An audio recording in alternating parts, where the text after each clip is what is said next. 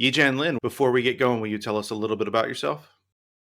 I've written two books. The first is The Erotic Life of Manuscripts, New Testament Textual Criticism and the Biological Sciences. And the last one, which just came out in November, is Immigration and Apocalypse: How the Book of Revelation Shaped American Immigration.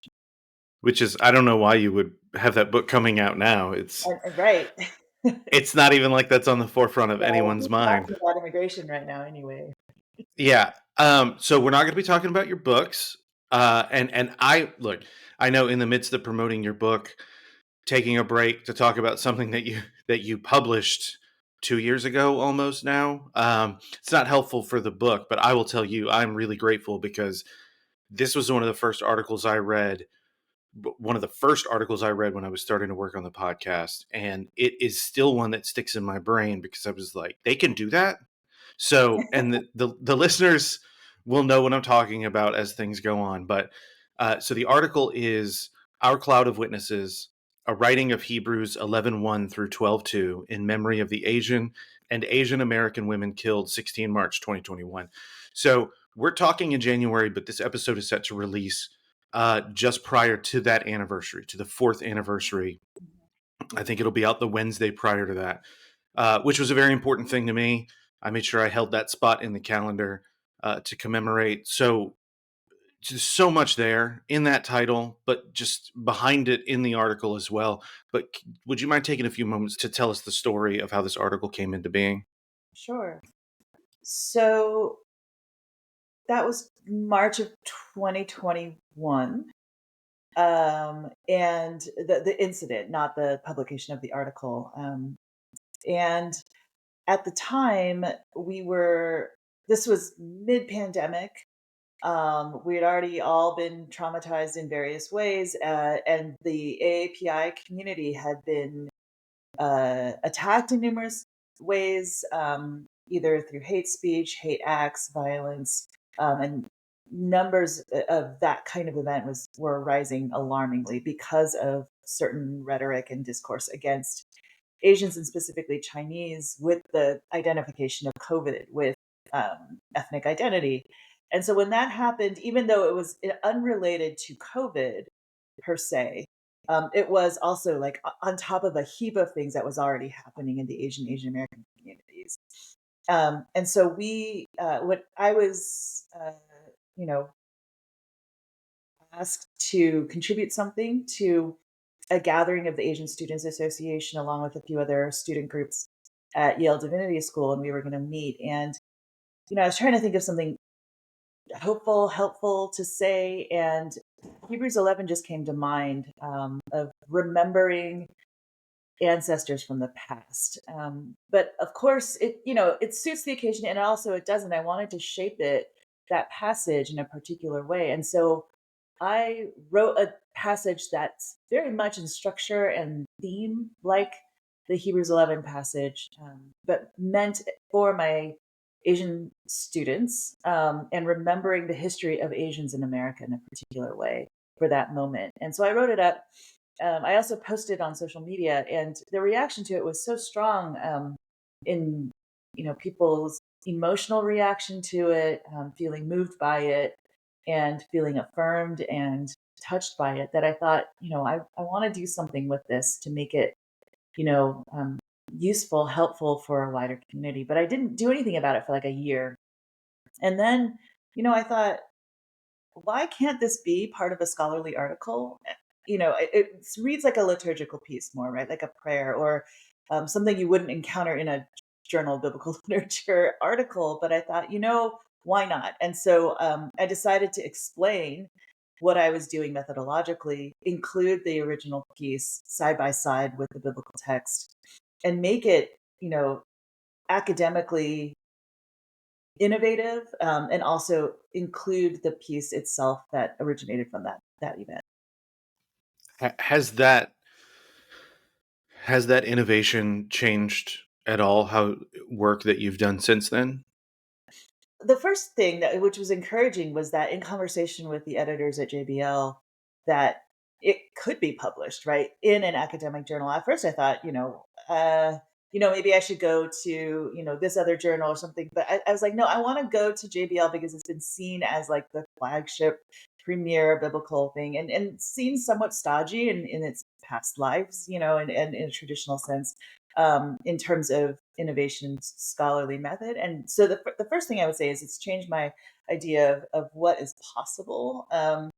And maybe people just need to go there, instead of thinking, let's stay in our lane, stay in our boxes of who does what. So that was one thing, I've been thinking about.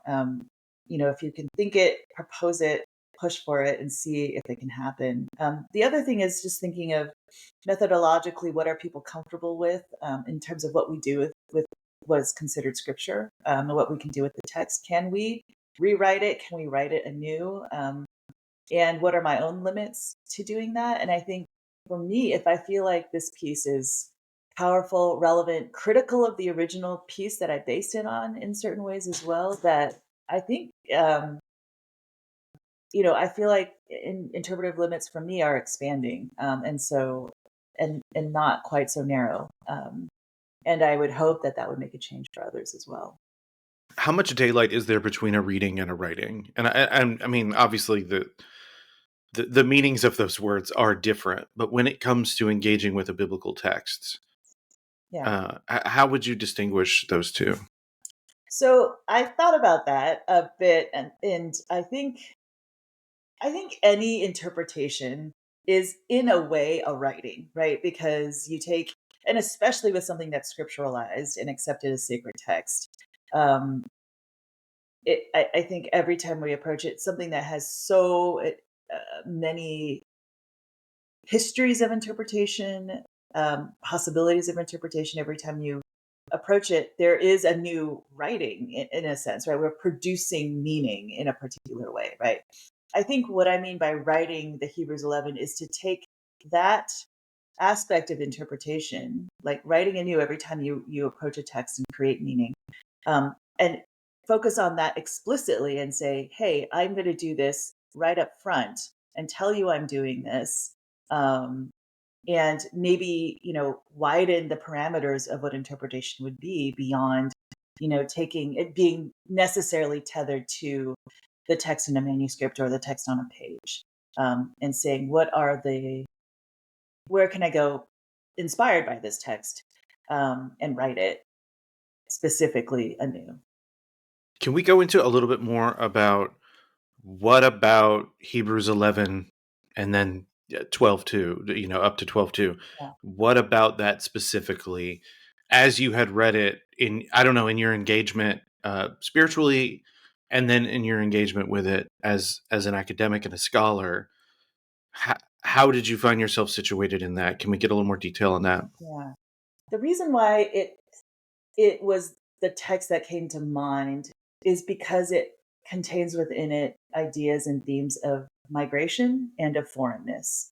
And I think those are some of the key elements of Asian American experience in the United States.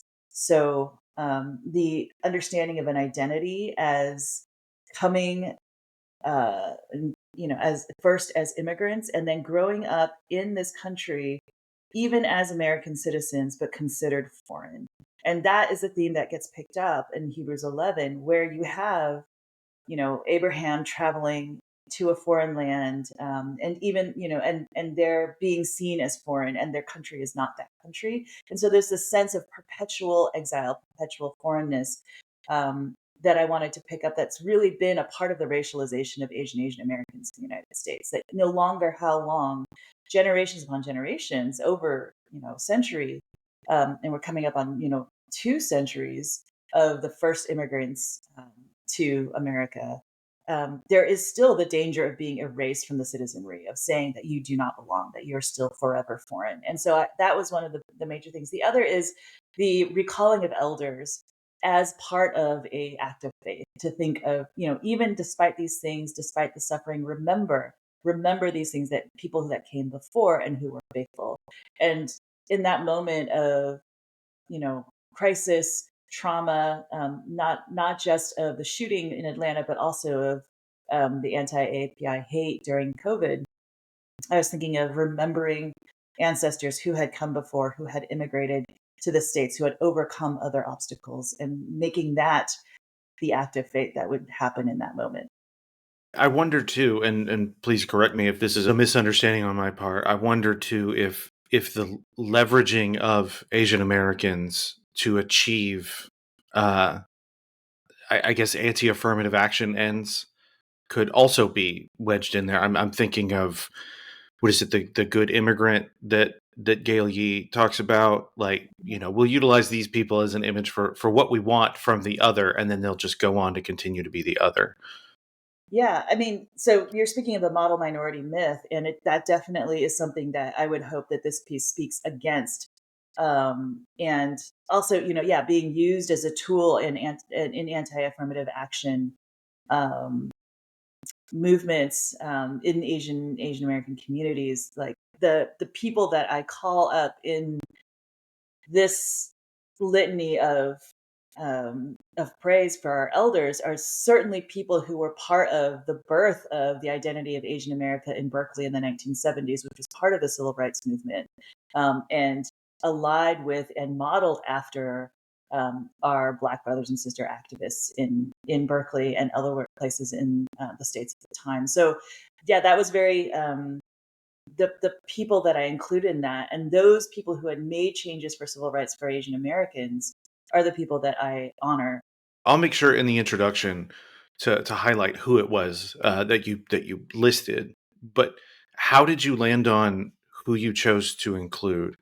And is there anyone that you were like, well, I have to cut off somewhere. So is there anyone, after that cutoff that you would like to make sure, again, I'll make sure the names are brought up in the introduction, but Yeah. who was not included that you're like, ugh, man, that was a missed opportunity.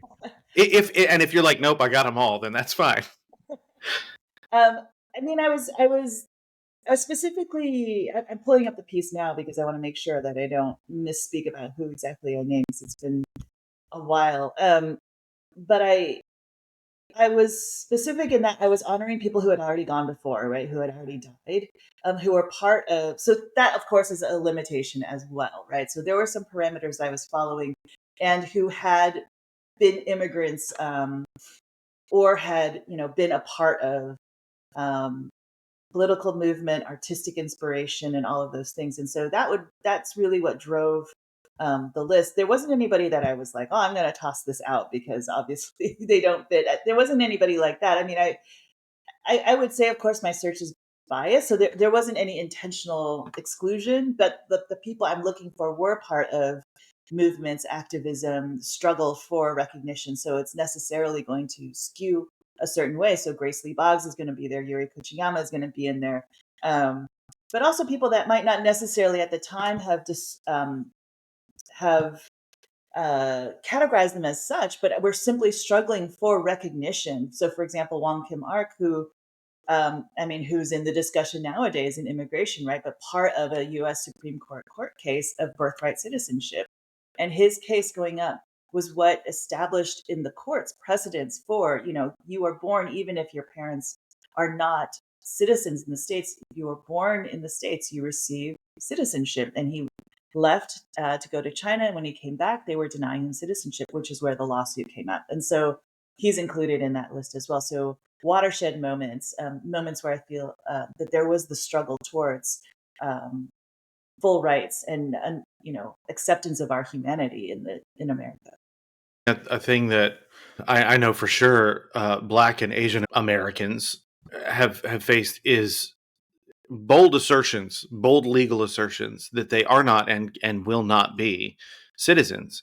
And I think it has become normalized that we rejected that, but that rejection wasn't necessarily an embrace of something, and so it can go away at any moment. Like, Yeah, just saying no to something doesn't mean you're saying yes to something else. yeah, and I think you hit on a key point is that anytime. So the reason why we have citizenship, birthright citizenship, citizenship for anyone who is not white, right, is part of an amendment. And you think of an amendment, it's a change, right? So there was a core. And so the core of the founding of the United States and 1790 Naturalization Act and understanding of who can be a citizen historically, originally was free white men, right? So that is a default identity understood as permanently American. Anything you add on top of that, you amend, you change, I feel like it has become because it's seen as an add-on, right? Like therefore can be taken away. And so there's a sense that there's an impermanence or instability to that. Whereas there's that lurking default unmarked person that's always accepted and never questioned, right? So even though you may have thousands of British immigrants coming between 19th and mid 20th century, they're never having immigrant problems because they are simply seen as the default core of American identity. And so those who are added on can be taken away. And I think that's what we're dealing with right now. And that's kind of the way I'm talking about perpetual foreignness in the article. And I mean, that I think even if we were talking about a reading from an Asian American perspective, right? Well, I've actually done that. So I've had an episode, Gail Yee, Asian American hermeneutics, like, and it's almost like, well, the fact that you have to put that modifier in Right. there, Mhm. you're removing from normalcy. So first, I'll ask you. So as an expert, you teach this stuff. You're very well credentialed, so much so you teach at Yale. Uh, is there such a thing as a normal reading of the Bible? Like, just starting with reading, is there a normal reading of the Bible? No. Okay. Yeah. So how would you characterize how any individual or group of individuals engage with biblical texts in a way that says, like, what we're doing here, what you and I are discussing in this article, is not foreign to the way that people approach texts? I would say there is not normal, but there is dominant, right? Or there is tradition. And those traditions and the way that we've read the text will be dominated by a particular worldview, context. Everything is contextual, right? Which is why I usually cringe at the idea of contextual biblical studies because I feel like, well, that is actually everything, right? I think the real change would be if we marked everything. If we said, this is European biblical studies, right? Or we said this is a European biblical commentary or a white biblical commentary. Those things are simply unmarked because they're accepted as dominant and dominating, partly due to the history of biblical studies and, yeah, the way that it was formed and shaped, starting in let's say, post Enlightenment. Um, so that's how I would say uh, everything would be what I would mean by dominant, quote unquote traditional way of doing biblical studies would be a usually historical, critical context, in that particular approach to these texts, looking for most likely authorial intent or original meaning to the first century context, et cetera, which I don't think are invalid methods, but it's seen now as the default, right? As the bread and butter, so to speak, of biblical studies and where we start. But that has not always been the case. I don't think if we take allegorical readings from Origin, are we now off base? Like if he comes before, then why are his methods not valid now? And so those are definitely contextualized readings coming from a particular European context, right? And so that's what I would say is you when you step back, you say, what is this reading coming from? Like, what are the values at play in the history of this type of interpretation, right? Everything is contextual. And so that's what I would tell my students. So if you say this is normal, you're marking this as default. And then you are, whether you would like to or not, marginalizing as not default, not, as necessary to mark these other particular readings. The way the academy and biblical studies is informed is we've become the custom is to mark particular categories of method and reading in the lens of right and then other things it's implied not in the lens of not under a lens objective historical scientific in a particular way and I think that's problematic. Yeah, scientific as it applies to these kinds of things is just becoming like a wearying concept. I know. So I interviewed a scholar a while back, and the article was about the incense altar, and he was talking about European scholars who just completely got this thing wrong because they did not have the on the ground experience of using incense to repel insects from your home, which was a very common thing in the ancient Near East and in contemporary Near East. And I bring that up to say these people who in the West who thought that these texts belonged to them and that they had the normal reading, the default reading, and that they were the ones who were really developing an understanding of it, we're missing something so basic that you literally had to go back east to figure it out. And I don't know, I'm a little tired of the whole Western civilization thing. Not the civilization itself, but just that as an assertion to, I don't know, defend any particular proposition, because it just means whatever you want it to mean. And it's just really unhelpful. But kind of something you said in there made me think about the fact that like all of these readings are negotiations. So it doesn't matter if you're sitting in a predominantly white evangelical church reading the Bible the way that most Americans outside of that church would think you should be reading the Bible, or if you're writing this article, right? Like everybody is doing the same thing, just in different directions, right? Mhm. Yeah. Yeah, I So mean, I think we're all producing meaning in our particular contexts at different points in time. Yeah. so what is the have you found, I guess, have people come to you about this article in a way that like, hey, I don't like that you did that?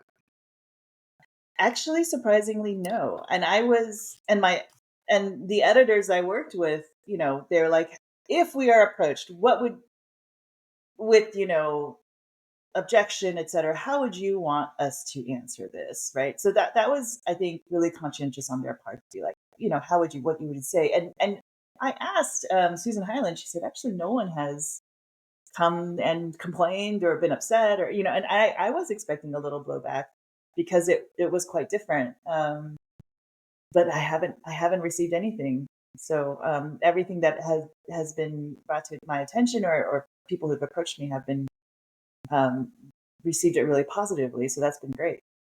I know I did. I know I was really excited about this when I read it. It seemed like there was a weariness that you brought up at a few points, something that it was a little troubling, and I wondered, like, is there still a conflict for you in what you think the expectations of a biblical scholar are, or have you found a renewed energy to like, I'm going to do this a different way? I do think that there is still a same old in biblical studies. And I don't mean that in a way that says, these methods are invalid, or, that we shouldn't pursue. But I think there is still an understanding in most of the field that there is a way to do things, and the way we have done it is the most rigorous and the most academic way to do it. I think there there are expanding possibilities and opportunities in lots of other methodologies, but for the the bulk of biblical studies, the heroes, if we can call them that, of scholarship, et cetera, that we still turn to and we still teach as default, and the syllabi we use, by and large, have stayed very, very much the same. Or recently, actually, just maybe yesterday or the day before, somebody published like top 10 uh, foundational books that have been like flashpoints in biblical studies or New Testament studies. And a colleague pointed this list out to me, and it is entirely white scholars in it, and and it's just really astounding to me, and because it was just from a particular understanding of the history of biblical studies. So I think yes, those things still exist, and because I exist on in a couple of different spheres in the Society of Biblical Literature. So I'm, have been involved in textual criticism, philology, one very interesting, kind of obscure to many people corner of the field. And then everything to something like this piece in Hebrews 11. I see the segregation, the racial segregation in biblical studies for sure. And it's interesting that methodology and points of interest are breaking down along racial lines to me. I have no idea why this popped in my head, so I'm sorry That's if this okay. is a distraction or a departure. But so I'm trying to put myself. So look, for the listeners, if you've never seen me, I'm a white man. I'm as white as they come. I'm a white Southerner, working to middle class. I was trying to put myself in the perspective of like, what is an example of something that has been reinterpreted for my benefit? And the first thing that came to my mind was "Oh Brother, Where Art Thou?"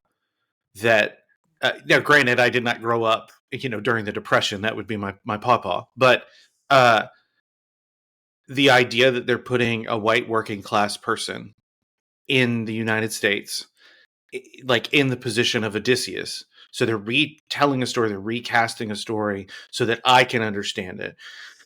And I'm like, okay, I feel like that helps legitimize it. But then that sent me down a direction that, like, man, in my generation, there's been a lot of retellings of things, whether it's Romeo and Juliet or anything else.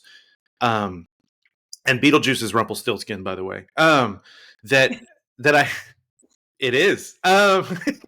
We never talk about that, but it is that I think now is a really good time. So I think it might have been that I was kind of going off. I was trying to think of other scholars who have done things. So someone mentioned to me that Ian Mills wrote a paper about like comparing this episode of the sitcom Community with like a meta commentary in New Testament studies, I think is what it was. And so I was like, this is not like, you're not out there on your own. You're not the only one doing this. And I sorry, if you haven't listened to the podcast, I tend to ramble because I think out loud.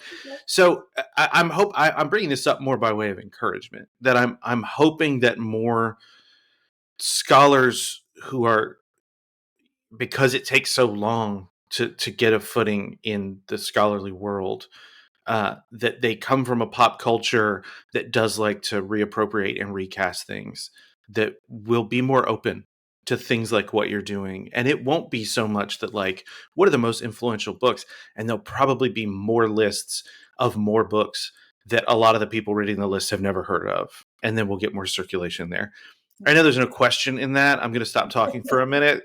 That's okay. No, go ahead. If you have any No, thoughts I on that. mean, I think, yeah, and I think you're right. I think there are new and more creative ways in approaching biblical studies. My concern, though, also is that it's not, and you touched on this, like not simply an appropriation for the continued default of the white scholar.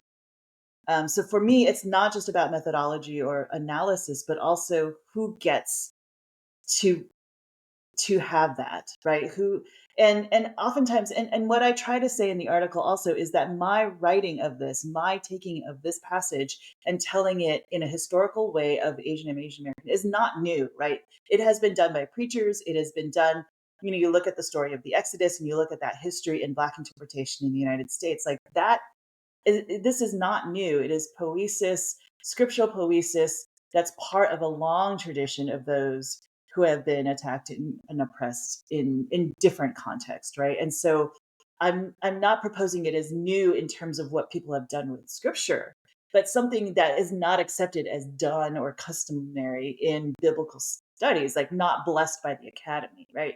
But what I fear is that we will have, and I'll just be very blunt here, of white scholars who come in and say, let's do this then, right? And not have an acknowledgement of the past of the Black scholars who have already done this, who have covered, you know, certain topics or who have used a certain methodology, but then to take it in a way, and I wouldn't say appropriate. I think there's usually the best of intentions, right? But the way that the field and academics and power acknowledges certain people above others, there's usually not, right, the lifting up of those particular scholars. Is that's my concern. Maybe I wasn't aware. Is there a negative connotation to the notion that people appropriate texts? You mean which kind of appropriation? So I was saying, well, I guess just broadly, like overall, any, because that's what everyone is doing with Yeah, biblical sure. texts. Yeah, yeah, Biblical texts don't actually belong to almost any of the people who have them in their hands right now. There's been so much upheaval and displacement in the places where those texts were written. There really isn't anyone that's like, no, there's continuity, or rarely, maybe Ethiopia, but like rarely is it the case that the people who wrote or transmitted these texts originally have handed them down in succession. So we are all picking these things up, yeah. and so if appropriation is a bad term, that's fine. I think what the white scholars may find if they do take the opportunity to engage in conversation with Asian American or Black or Hispanic or any other groups of people, or even poor white people, what they're going to find is that a lot of these things are already being done. And they're just not aware of it, even in their world, and they're just going to be able to acknowledge that they are doing it already, right? Right. So let me back up a little bit. By appropriating the text, I don't mean like so I'm seeing a divide between the two topics we're talking about. So one is what I've done in this article, right, which is taking Hebrews 11 to 12 and saying, I'm going to take this text and I'm going to write a text from it, right? A new text. And in fact, I'm even going to object to some of the things I see in the biblical text as well. And I think that is a similar vein of the tradition of what we see, for example, in enslaved Black folks taking the Exodus, right? Or, taking passages from Paul, but rejecting Paul um, in other passages as well and critiquing that, right? And so feeling that they can do a prophetic act with scripture. Mitzi Smith writes about this, and Lisa Bowens writes about the history of that African American interpretation of Paul in particular ways, right? In which the power lies between the believer and God to use scripture and not rather the power lying within scripture, right? So like I'm working within that tradition. So I'm not concerned about appropriation. I don't, right, like that is not what I think is problematic. What I think is problematic is when we have methodology that's been used by Black scholars, Latinx scholars, Asian American scholars in a particular way that has generally been marginalized and minoritized in biblical studies, like using autobiographical readings, right? And taking a text and saying, let me read myself into this text and tell it anew. And that's been part of, last 30, 40, however many years, within those communities of scholarship. And then suddenly, they may publish in these particular corners of the field and et cetera, and work in, community of underrepresented minoritized people in the profession, in SBL, et cetera.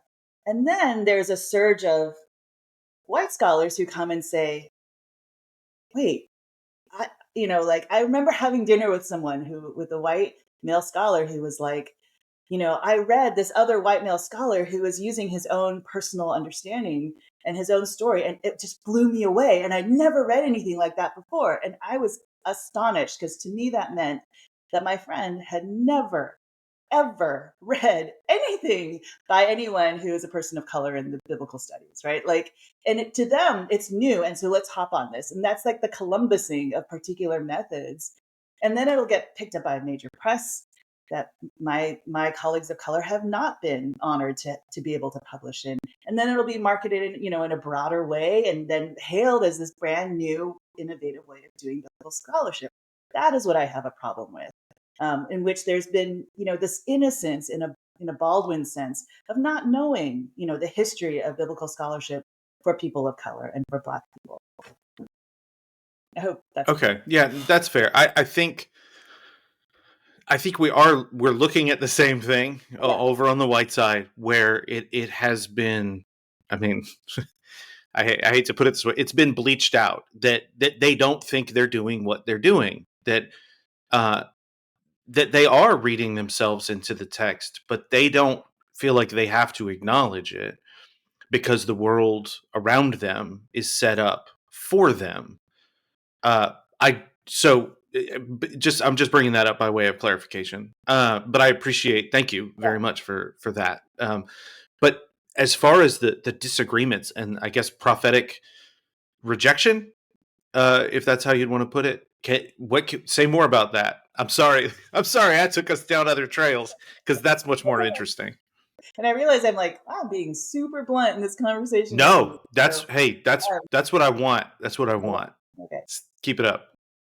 So you're to go back to the prophetic, right? Is that what you'd like to hear more of?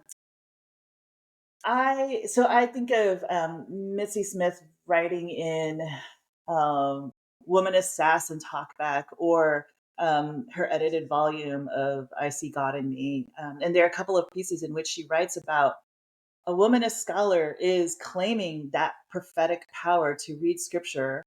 And it is not to say that the Bible is God. God is God, and that a Black woman will claim that, she can interpret scripture as she will, right? And also object to it when she will. And so, and there are also other traditions that I cite in the article as well of um, Korean women scholars who have made prophetic claims, Chicana activists who have also speaking a prophetic mode. And I think Mitzi Smith uses the word iconoclast of going against and taking up that power. And I think that's really powerful to say we're not necessarily beholden. And, for me, I come from a perspective where I'm not necessarily confessional. So I understand that there are people who would approach a scriptural text with different theological assumptions in mind. um, but for me, I really resonate with the idea that and the possibility that I can come in a prophetic mode and say, I'm gonna rewrite and write this new thing. And I don't have to be beholden to and explain away and apologize for what the scriptural text has. If that makes sense. Yeah, that does make sense, and it's kind of reminding me of some conversations I've had about scribal practice and culture, and just a lot of what I didn't know about that my brain was lodged into a contemporary 20th 21st century understanding of publishing. And it almost seems like these attempts they're so foreign to that way of thinking, right? These which attempts? Well, like an attempt to engage a biblical text prophetically, to rewrite a biblical text in this way, a liturgy that's set up to, um, I guess, bring coherence to a community. That the modern conception of publishing is like, here's the text, this is what you get, like this is all it Mm, is, as opposed to the history of biblical texts going back to a time when we didn't have movable type and things like that, where people were copying it and they were making editorial decisions, they were making theological propositions within their transmission of the text. And I think this tradition of practice, it predates our modern conception of publishing, and really is a rebellion against that, don't you think? yeah. Yeah. And I mean, not just in scribal practice, although there is the argument, right, that, I mean, for many, many years, these texts, especially when we're looking at the New Testament, were not scripture, right? And so, like, what's the statute of limitation on that, for one thing, right? And where do we draw the line? But the other is, like, if we do it, we shift into an allegorical mode, right? In a different way, like the sky's the limit of where you can go, right? In terms of your interpretation, your freedom of moving about, of how you're where you're going to go with this text, right? And so I think it's fascinating to think about different methods, even ancient methods that we ignore now as valid, um, and see what we can do with that. Often in the interest of defending tradition. Isn't that bizarre? Right, right. We reject Right. these Well, traditions like, in the if interest we of want to go tradition. back to the original, why can't we go back to like second century ideas of what you can do with the text, right? I mean, isn't that older? So better, Yeah, right? So yeah. because the idea of actually going back to the original isn't. I mean, I think it's about establishing a default that defends current or status quo anti power structures. That's what Yeah. it is. And yeah, I would say the search for an origin um, is also highly contextual. It's coming from a moment also centered in the West, and that's a contextual goal. I want to make sure that I get a chance to ask a few of these last questions. So normally, I don't normally ask this, but this and another article have kind of made me think maybe I need to work this in here. But around the underlying issues here, the treatment, misinformation aimed at Asian and Asian American people. Are there charities or organizations that you would like to encourage listeners to support, or at the very least go to for better education on those topics? Yeah. So the first I think of related, directly related to this article is the organization called Stop AAPI Hate, and that was founded during the rise of hate during the pandemic against AAPI people, and actually founded by a friend and colleague of mine, Russell Jung. And you can go online. There's a place you can donate or learn. You can look at the statistics they've compiled, the communities that they're a part of. So that would be the first thing that comes to mind. So stop AAPI hate. The other is, depending on where listeners are, is the different minoritized communities, and I think particularly of Chinatowns, Koreatowns, Japantowns, and other communities, is to to seek out, what's happening in those communities. Oftentimes, I think um, development is encroaching upon historic Chinatowns or other community places, in which we see people who don't have access necessarily to certain, civic power, being forced out, or not being able to, stay within what had been their home. So to be involved and to seek out those particular communities as well. Thank you for that. Was there something in the article you were hoping I would ask about that I did not? So I will drop this one thing, which I did not say explicitly in the article, but I think anyone who with an eagle eye who's combed through my citations might have spotted this. But part of my part of what's implicit in the way I wrote the article is to very intentionally choose who I cited, to make it a citational practice of I actually did not cite a single piece that was written by a lone white male author. And I did that intentionally because I think the usual move when someone says, the critique would be, you didn't include any people of color, you didn't include any women when you're citing this, is to say, well, not much has been written, right, in that, right? The usual excuse, justification, whatever, for not including a broader range of people in your citation is to say, well, there's just nothing there. And so part of me was like, I'm going to write this, and I'm going to, the footnotes are huge, but to show the vast wealth of possibility of who can be involved in citation. And this is part of, I think, what Benny Liu calls it, a citational practice, or creating, citation and canon through citation, right? So to involve and just to put these people, and include everyone, that have been important in my thoughts, and yeah, so those are very intentional, part of the practice in writing this piece as well. I think the idea that one could just say, Hey, I went with the sources that I found," and that that's a very easy excuse to make. And I'm saying that to throw that out there to any listeners who might feel uncomfortable about it. Look, for the most part on this podcast, I have to take whoever says yes, right? Like, so it's up to me to make sure that I'm planning out ahead. If I actually want, like, I walked around SBL, and not everybody there was white, and so I could either find the scholars who I think are representative of what I saw as I walked around in San Antonio back in 2023, or I can just nope. I'll just cover myself with the excuse of it's just whoever says yes. There is no intentionality. I don't have any vision for, because that does seem to be the alternative to me, right? I don't have a vision. I'm just taking what I can get. And not that you need me to defend you, but I'm more commiserating to say, like, no, you have, if you want a certain thing to look a certain way, you have to act a certain way. And so if you want to keep using the excuse, just know we all know it's an excuse. Yeah, I mean, thank you. I could hear, like, anticipate objection and be like, well, that's reverse racism, which I don't believe exists. But, to think of, what has been dominant in the field, and how do I intentionally choose against that? And also to show that the excuse that these other voices just don't exist or haven't done the work is not the case, right? And also to your point of, like, you choose. And if you are going to write a panel on something that really concerns people of color and Black scholars, and you cannot get a single person from those communities to be on the panel, a choice would also be not to have that panel, right? Like, so I think, like, there's got to be, yeah, more. Yeah, thank you for saying that.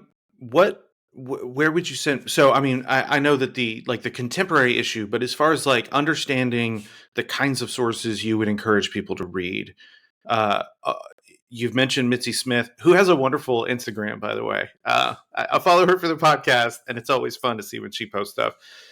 But other than Mitzi Smith and the folks you've named in here, where would you send people to get a better understanding of what you're talking about in this article? Of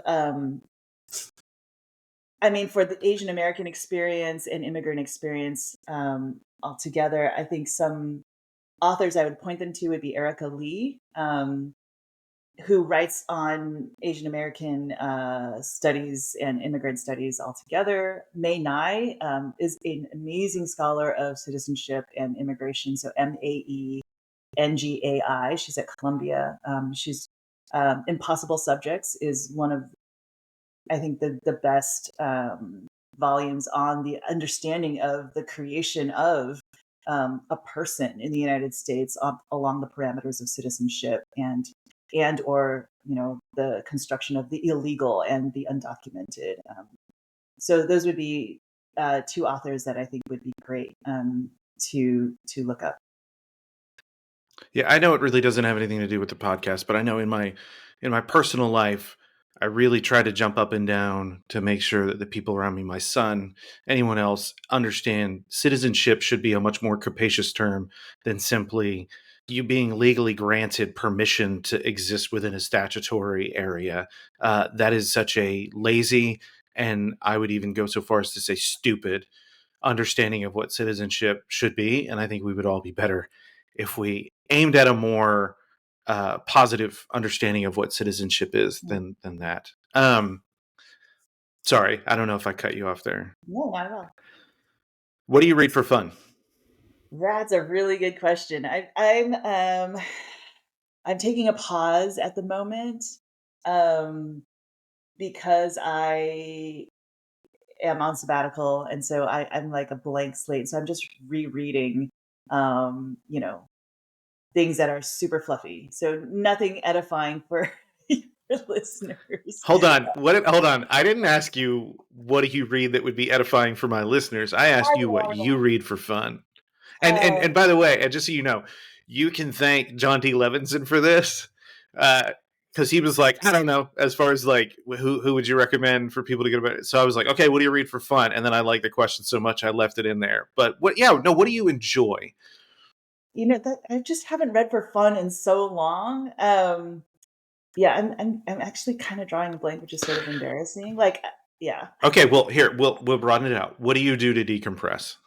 Okay, thank you. Because I'll be like, whatever's on my phone at the moment. Like, I just am like, okay, so what do I do to decompress? I watch a lot of K dramas. I knit and I cook and bake a lot. Those are wonderful. What's your favorite thing to bake? I am a pie queen, I would like to say. What kind of Pie pie? queen. I've been given that title. So I practice a pie diplomacy in which, I gather people around and feed them pie. So if I said, "Hey, I would like to buy a pie from you. What's your favorite pie to make? That's what I want to buy." What would you make? I mean, my children would say the classic would be American, the American apple pie, that sort of thing. But there's a I want to call it like a berry dream pie that I make. Go on. That's like it's like a layer of berries and jam, and then there's like a layer of mascarpone that's flavored and then and lemon curd. So it's like super tart and also sweet. And it's a summer pie. I think I will offer to buy that pie from you. Yeah, Oh, that sounds delicious. yeah. We are big fans in this house of Chef Alex Garnaschelli. So she has a show on Max called Alex vs. America, and she shows up on some other stuff. Um, I think we found out about her because of Selena Gomez's cooking show. Anyway, I don't like all cooking shows, but I like Bake Off. I like Selena and Chef, and I like Alex vs. America. But my wife just sent me a video that Chef Alex made where she's talking about her two favorite kinds of apples, and one of them is Gala apples, which I take two sliced Gala apples to work every day in a Ziploc bag. And then the other one is Granny Smith. So she said she'll make her apple pies with Granny Smith, but she'll add a couple of Gala apples in there to break it up because they're a meteor apple, and they meteor, not meteor, and they'll kind of fill in the space that the Granny Smith leaves. And I'm really glad you brought up pies because that's got me thinking about Chef Alex now. Yeah, I do. I mean, I'm not a huge Granny Smith fan. I understand it's tart; they hold up. I do like Gala apples. I like McIntosh apples. I could nerd out with you about pies for as long. I would love you to, but I know you probably have other things going on. So you like to bake, and you're relearning how to read for fun. I am. I mean, the problem with me is if I read something for fun, like something new, I will read until it's 3 in the morning. So I just don't do that because I'm not a responsible adult. That's that's okay. I Okay. We still love you here. Okay. Well, unless you have anything else for us, I really appreciate you sitting down with me today. This was wonderful. It was a pleasure. Thank you. Thank you.